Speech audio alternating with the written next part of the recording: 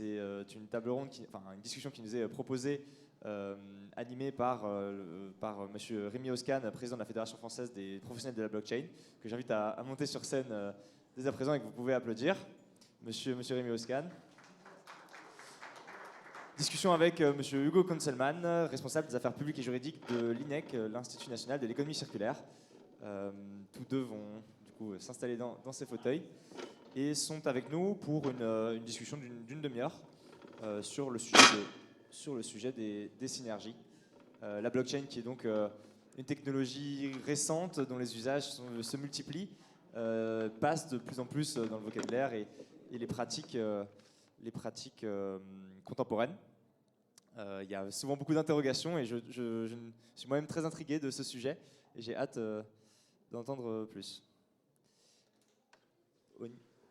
Merci. Bonjour à toutes et à tous. Hugo Konzelmann, je suis donc responsable des affaires publiques et juridiques de l'Institut national de l'économie circulaire, qui est une association, un think tank qui vise principalement à mettre en avant l'économie circulaire et ses enjeux face au grand public et aux grands décideurs publics, et qui vise aussi à réfléchir un petit peu aux grands enjeux et qui mène des actions de prospective autour de l'économie circulaire, et qui aussi aide les adhérents de l'INEC, donc les entreprises et les collectivités qui nous font confiance, à mettre en place des solutions d'économie circulaire.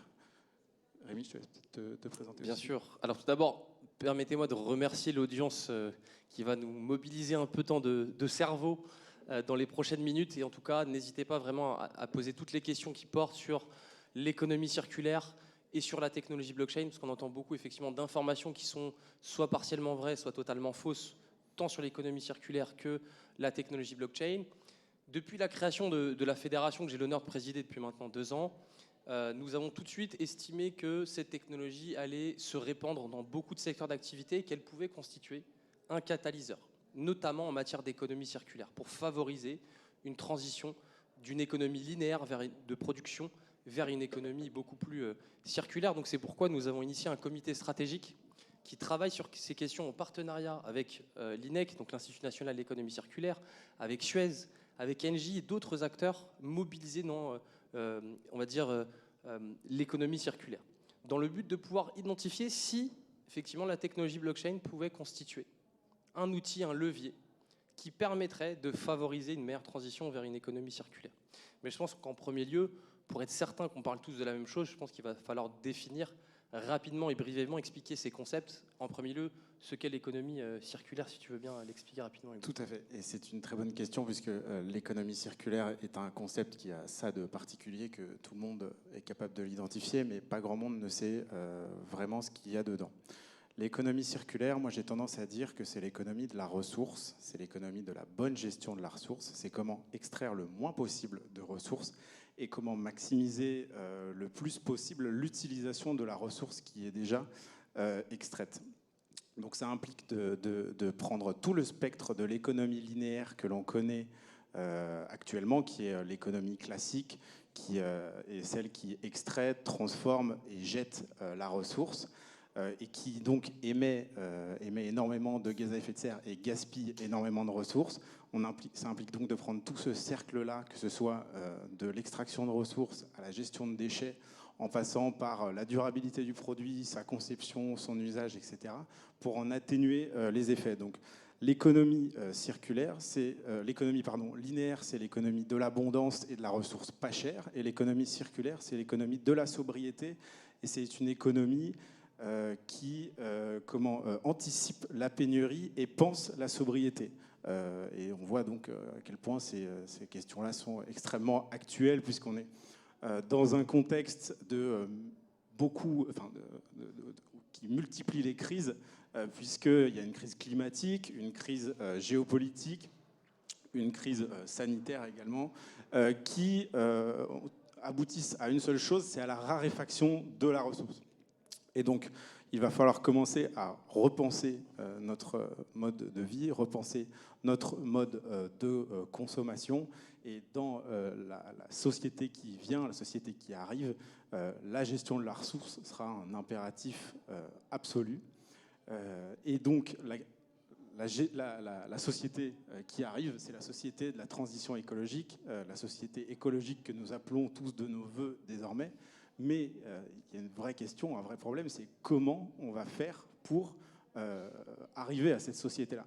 La transition écologique va utiliser énormément de ressources. Elle va être demandeuse d'énormément de ressources.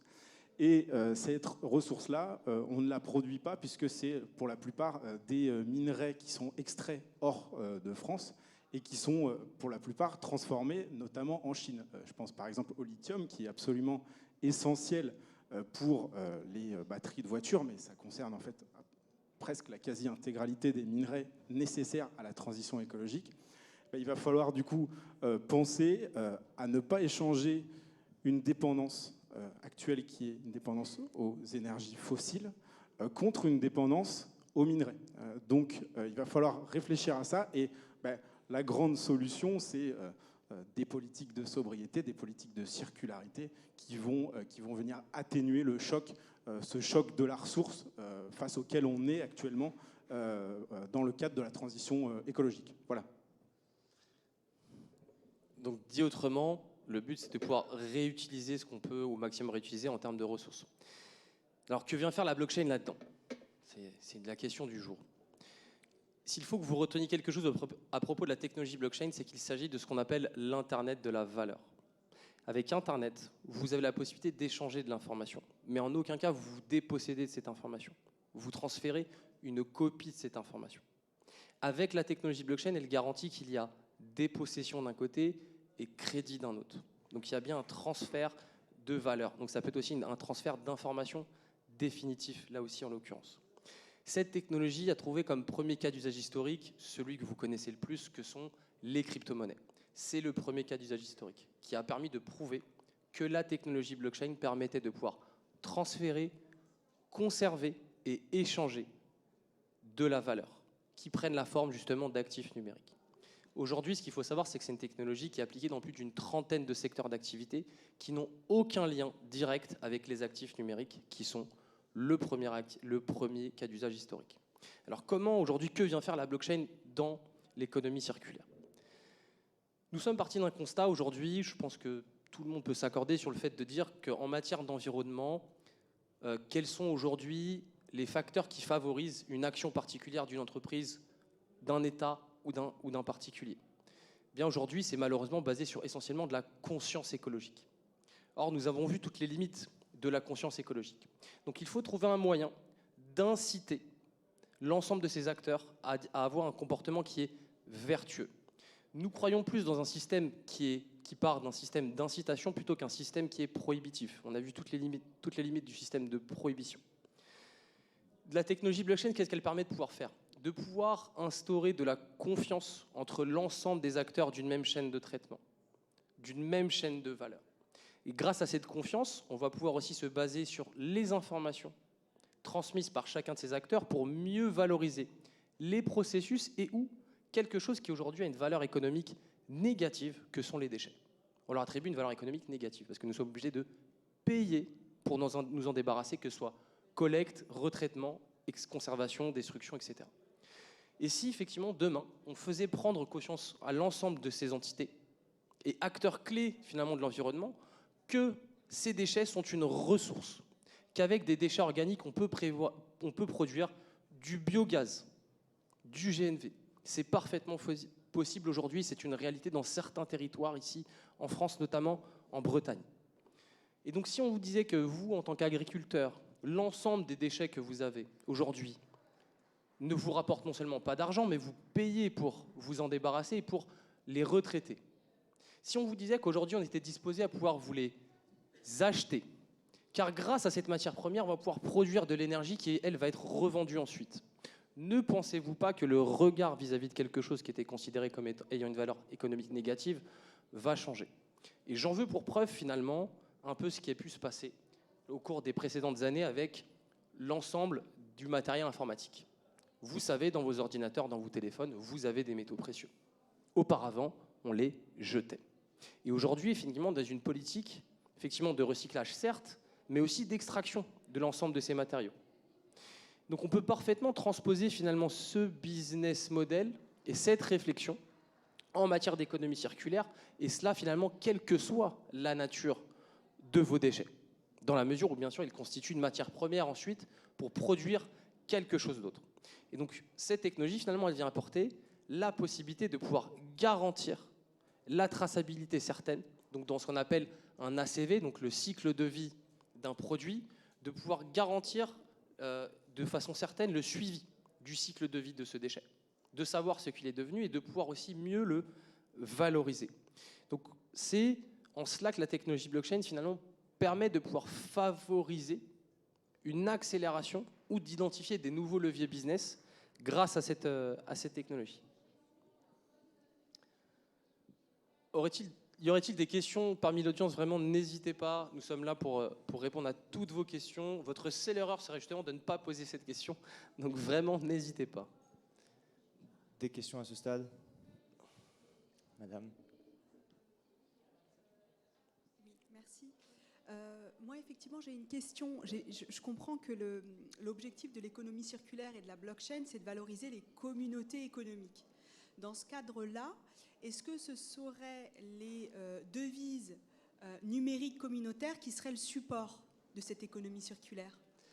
Donc votre question, si je la prends à l'envers, c'est avez-vous besoin systématiquement de créer un actif numérique pour avoir recours à la blockchain? Oui. Alors voilà. ma réponse est simple.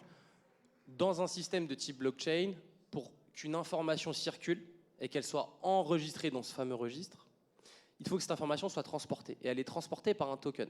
Ça, c'est une conception purement technique. Donc ça, on est bien dans le cadre d'une devise alors, pas forcément, justement, communautaire. Un token qui est un jeton numérique. Voilà, alors justement, je vais juste finir l'explication, vous allez comprendre là où je veux en venir. Ce token n'a pas forcément une valeur financière. Il ne peut avoir qu'une valeur informationnelle. Et en l'occurrence, là, vous n'êtes pas en présence de ce qu'on appelle un actif numérique au sens de la loi Pacte. Vous êtes en présence d'un véhicule qui va transformer une information, qui va la transporter et l'inscrire. Et donc, elle n'a pas de valeur financière. Donc, Bitcoin, si on doit prendre Bitcoin comme cas d'explication, Bitcoin a une valeur financière qui repose sur l'offre et la demande, mais également une valeur informationnelle. Parce qu'à chaque fois, on va enregistrer des transactions qui sont réalisées. Et ça, c'est réalisé grâce à ce token. Sauf que ce token a également une valeur financière. Donc, pour répondre à votre question de façon très simple, vous avez besoin d'un token, oui, pour utiliser la blockchain, mais ce token n'a pas forcément une dimension financière. D'accord. Mais à un moment, entre les différents acteurs là, qui vont entrer en jeu dans le cadre de cette économie circulaire, il faut bien qu'on se raccroche à une monnaie. Et donc, dans ce cadre-là, ma question qui suit, c'est comment vous gérez le lien avec l'euro, par exemple? Comment, parce que ce système économie circulaire blockchain, il se veut compétitif. On vient assurer une transparence, on vient briser toutes les barrières, on ne passe plus par ces différents intermédiaires. Et donc, en termes de compétitivité, comment je fais pour absorber ce risque qui est lié à la fluctuation de l'euro, en termes de valeur, de fiscalité? Je vois. Je ne sais pas si je Alors, non, juste clair. de façon très pragmatique, vous pouvez considérer qu'effectivement, il y a un ratio de 1 pour 1. C'est-à-dire, quelle que soit la valeur et l'évolution de l'euro, de toute façon, c'est du 1 pour 1. C'est l'équivalent, si vous voulez, des miles un peu que vous pouvez accumuler chez Air France ou par d'autres compagnies qui viennent récompenser votre loyauté. Sauf que la différence, c'est que ces miles-là en question, vous ne pouvez les utiliser que dans un certain nombre de cas réduits. Acheter un billet d'avion, etc. Mais vous ne pouvez pas les convertir en euros, ni même les monétiser. Là, en mettant en place un système de ratio qui permet de vous dire, aujourd'hui, vous avez, on va prendre un exemple, vous avez créé effectivement un token, un actif numérique qui est lié à votre écosystème local, vous pouvez considérer que la parité est totale. Donc ça signifie que, quelle que soit l'évolution, on va juste s'en tenir à la valeur unitaire du nombre de tokens unitaires que vous avez conservés chez vous dans votre compte, pour ne pas citer le mot technique wallet. Merci. Je vous en prie. Merci à vous. Merci. D'autres questions à ce stade? Madame? J'aimerais bien continuer la réflexion qui a été poussée. Je voudrais Je vous en tirer un prie. peu plus le Allez-y. fil. Du coup, j'ai bien compris cette valeur paritaire, mais à quel moment on la retransforme en quelque chose de tangible pour, par exemple, vous citiez le cas d'un agriculteur qui va valoriser finalement son déchet bio, enfin son déchet vert, en le revendant et en pouvant le transformer en biogaz après. Tout à fait. Il va vouloir une rétribution financière. Tout à fait, qui peut prendre la forme qui est souhaitée par l'agriculteur. Ça peut être de l'euro, ça peut être le fameux token natif de l'écosystème qui lui permettra ensuite, par exemple, d'acheter du biogaz à moindre coût. C'est-à-dire en utilisant cette monnaie dite locale, vous, forcément, pour l'inciter, il faut qu'il y ait un tarif préférentiel qui soit appliqué. Donc, dire que vous avez finalement un double effet. Okay. Grâce à ça, vous pouvez financer finalement votre flotte de véhicules qui fonctionnent au bio-GNV, par exemple. D'accord. Et j'ai une autre question. En fait, dans le cadre d'une fonction que j'ai occupée à la ville de Rueil, on avait mis en place un cadastre solaire qui permet en fait aux particuliers, aux entreprises de mesurer en fait la puissance qu'ils peuvent générer s'ils installent en fait des panneaux solaires sur leur toit. Et il y avait l'idée d'installer finalement une blockchain locale pour pouvoir récupérer cette énergie si elle n'est pas utilisée, au lieu de la revendre à EDF, de pouvoir être plutôt dans un système vertueux local. Est-ce que ce modèle-là, il existe déjà? Enfin, est-ce que vous en avez la connaissance? Très très bonne question. C'était d'ailleurs l'un des éléments qu'on souhaitait soulever en matière de Smart City. Quel rôle peut jouer justement la blockchain dans le cadre d'une Smart City? Alors, à plusieurs niveaux. Le premier, c'est qu'effectivement, elle peut contribuer à sécuriser chacun des objets connectés, donc dit autrement les IoT. On le sait aujourd'hui, c'est très très souvent l'un des passages préférés effectivement des hackers. Donc comment est-ce qu'elle sécurise ça? C'est qu'en fait, on va distribuer l'accès à ces IoT. Imaginez que dans cette salle, pour pouvoir accéder à l'IoT en question, vous devez disposer des clés, des accès. Imaginez que ces accès vont être générés de façon aléatoire auprès de chacun d'entre vous et on va distribuer en fait l'accès, qui fait qu'un attaquant, pour pouvoir pénétrer le système, qui voudrait pouvoir dérober vos accès, au moment où il vient vous voir, ça se trouve, vous n'avez même plus la fameuse clé qui vous permet de pouvoir y accéder parce qu'elle n'est plus chez vous, mais elle est chez quelqu'un d'autre. Et à chaque fois, c'est une nouvelle qui est générée de façon aléatoire. Donc ça, c'est le premier cas. Pour poursuivre un peu plus loin sur votre question, comment est-ce qu'on pourrait imaginer ces technologies de façon beaucoup plus poussée demain pour favoriser, on va dire, l'ensemble des acteurs locaux à arriver à en vivre? Parce qu'il y a aussi ça, c'est une nécessité, c'est comment on arrive à monétiser tout ça. Ça dépend vraiment de la politique urbaine. Pour tout vous dire, et d'ailleurs c'est dommage que Cédric Villani soit parti, parce que je l'aurais bien pris à témoin, parce qu'effectivement la Fédération française avait fait également une proposition à la ville de Paris, qui consistait à dire, si effectivement chacun aujourd'hui des citoyens, des entreprises, prenait le soin de faire un tri, et qu'on arrivait à quantifier celles qui ont fait un effort environnemental plus important, parce que là, on est dans une logique de réduction des déchets. Aujourd'hui, on vous dit, s'il y a moins de déchets chez vous, vous payez moins de taxes. Sauf qu'est-ce qui vous garantit que je ne vais pas jeter ces déchets dans la nature? Et donc finalement, l'effet est contre-productif. Là, plutôt vous dire, plus finalement vous avez collecté vous-même de déchets, et plus vous avez fait le tri, plus finalement on va quantifier cela et réduire la taxe de redevance sur le prélèvement des ordures. Pourquoi devriez-vous payer aussi cher que quelqu'un qui ne le fait pas? Donc là, on est sur quelque chose d'incitatif, pas de prohibitif du tout.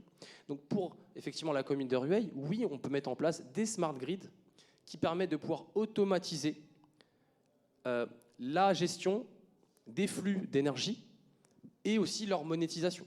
Donc oui, tout à fait, vraiment, c'est très concret, ça existe. Il y a vraiment des projets, notamment aux Émirats Arabes Unis et aux États-Unis, qui utilisent la technologie blockchain en matière de smart grid. Ok. Merci. Je vous en prie. Merci pour ces questions. Il est présentement 16h11. Si effectivement on avait un petit peu de retard, donc si vous avez encore quelques petits mots pour conclure, pas de souci. De toute façon, je crois que l'intervenant suivant a quelques minutes de retard. Je pense qu'on va peut-être évoquer un sujet qui doit être sur les lèvres de certains et de certaines personnes sur les lèvres, c'est oui, mais la blockchain, ça consomme de l'énergie. La blockchain, ça pollue. Alors, première vraiment recommandation, c'est que je vous invite à prendre de la hauteur sur ce que vous pouvez lire dans les médias. Malheureusement, il y a une méconnaissance profonde, que ce soit du fonctionnement de la blockchain, mais aussi de son impact en matière environnementale. Je pense que, et tant qu'on viendra, il faut prendre de la hauteur sur le sujet. C'est justement l'objet des travaux qui ont été réalisés par le comité stratégique de la Fédération en partenariat avec l'INEC, Suez Engie et d'autres acteurs, qui va être publié en novembre prochain. D'ailleurs, si ça vous intéresse, un webinaire dédié sera fait pour traiter la question. Alors, pour répondre à cette question, il faut effectivement prendre de la hauteur. Alors déjà, il faut éviter de faire un raccourci entre consommation énergétique et empreinte carbone. Ce n'est pas parce que vous consommez beaucoup d'énergie que vous avez un impact carbone très fort. Meilleur exemple qui soit, quand vous prenez le TGV, je ne suis pas sûr qu'effectivement votre empreinte carbone soit très élevée. Pourquoi ? Parce qu'on est sur de l'énergie dite décarbonée.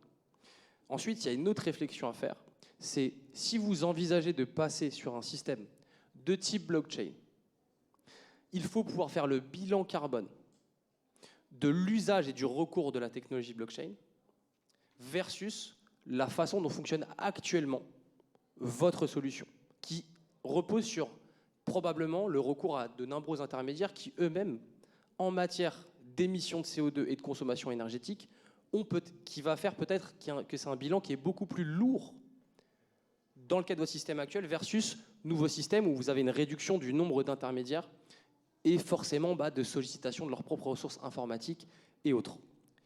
Et ensuite, il faut effectivement faire avoir cette troisième granularité qui consiste à dire que toutes les blockchains ne se valent pas. Elles n'ont pas toutes la même méthode de validation et d'enregistrement des informations, dont la plus énergivore, effectivement, est celle de première génération, c'est-à-dire le proof of work, la preuve de travail, c'est-à-dire la blockchain Bitcoin, et les autres blockchains qui reposent sur d'autres méthodes de validation qui peuvent être sur une échelle de 10 à 100 000 fois moins énergivore que ne l'est le premier protocole de première génération.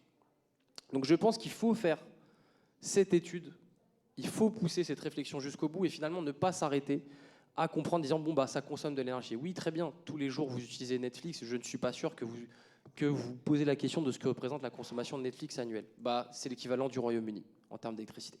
Donc pour moi, il faut arriver à dissocier le débat de consommation énergétique, d'impact environnemental et du choix ensuite de l'infrastructure qui va héberger votre situation. C'est finalement une même approche qui est faite pour l'économie circulaire, quand on passe d'une économie linéaire à une économie circulaire. Oui, tout à fait. En fait, on va regarder à quel point l'usage de cette blockchain, de cette technologie blockchain va nous permettre d'économiser de la ressource, d'économiser de l'énergie. Bien évidemment que la blockchain, on ne va pas l'utiliser dans tous les cas de manière systématique parce qu'en effet, il y a une question de consommation d'énergie, que ce soit décarbonée ou pas, une question de consommation d'énergie quoi qu'il arrive, et que cette énergie, on peut la prioriser ailleurs. En revanche, les nouvelles technologies et la blockchain, comme Rémi vous l'a expliqué ces dernières minutes, peuvent avoir un vrai impact sur des écosystèmes où il y a des vrais besoins en termes de sécurisation, de traçabilité, etc. Donc voilà, là, il faut comme en toute chose, regarder, faire cette étude pour voir si dans cet endroit particulier, dans ce domaine particulier, je vais pouvoir mettre en place une blockchain qui va m'aider dans cet effort de sobriété que de toute façon nous devons tous faire. Exactement. Et je pense que peut-être pour terminer brièvement, peut-être illustrer certains acteurs, certaines entreprises qui aujourd'hui utilisent la technologie blockchain en matière d'économie circulaire ou d'environnement, pour aussi vous démontrer qu'il n'y a pas une incompatibilité finalement. Et que finalement, la stratégie du gouvernement qui vise à combiner approche environnementale avec transition numérique, finalement, est en adéquation avec la réalité. Premier exemple qu'on peut donner, je pense, c'est effectivement Suez, acteur mondial de l'environnement et de référence, qui utilise la technologie blockchain dans le cadre du retraitement et de la valorisation des boues, par exemple, de l'ensemble des boues aujourd'hui, qui est une matière première aujourd'hui qui n'est pas du tout valorisée et qui gagne à être valorisée. Donc Suez capitalise sur sa connaissance du secteur de l'environnement et sur l'usage de la technologie blockchain pour favoriser une meilleure circularité, une meilleure traçabilité des boues et surtout et inciter une réutilisation. Donc ça, c'est un premier exemple. Au même titre que Veolia.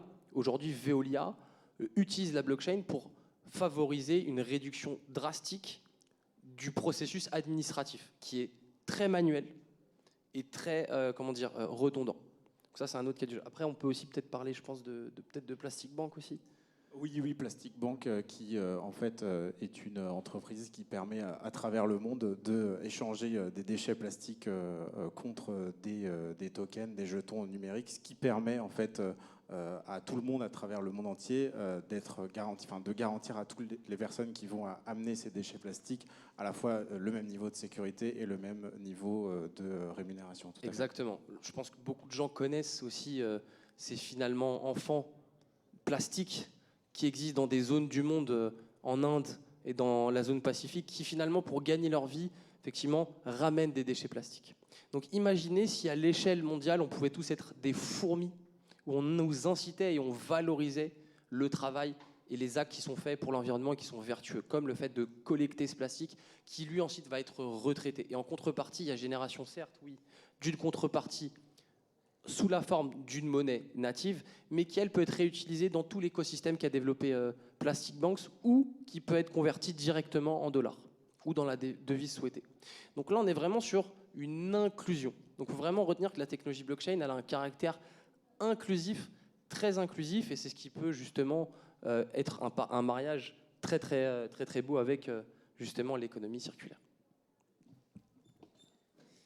Merci pour ces propos sur la blockchain et l'économie circulaire. J'espère que voilà, ça a répondu aux interrogations que cette technologie peut susciter, et puis aux liens, puis également voilà, la définition de l'économie circulaire, qui c'est toujours salutaire de rappeler les termes dont on parle. Peut-être s'il y a une dernière question qu'on peut prendre, dans le cas contraire, on peut clôturer ici. Ah, les deux mêmes personnes se renouvellent leur curiosité. Est-ce lié au sujet que vous avez abordé précédemment ou non? Bon.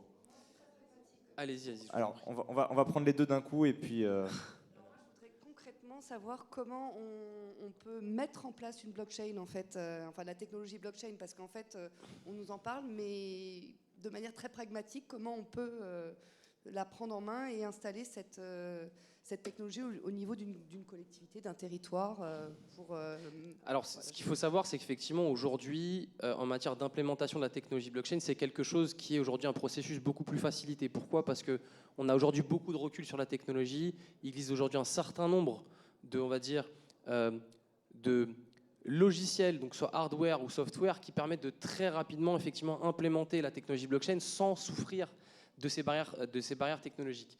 C'est d'ailleurs mon métier depuis ces 7 dernières années, donc n'hésitez pas à ce qu'on puisse échanger après pour voir comment est-ce que je pourrais vous accompagner sur ces questions.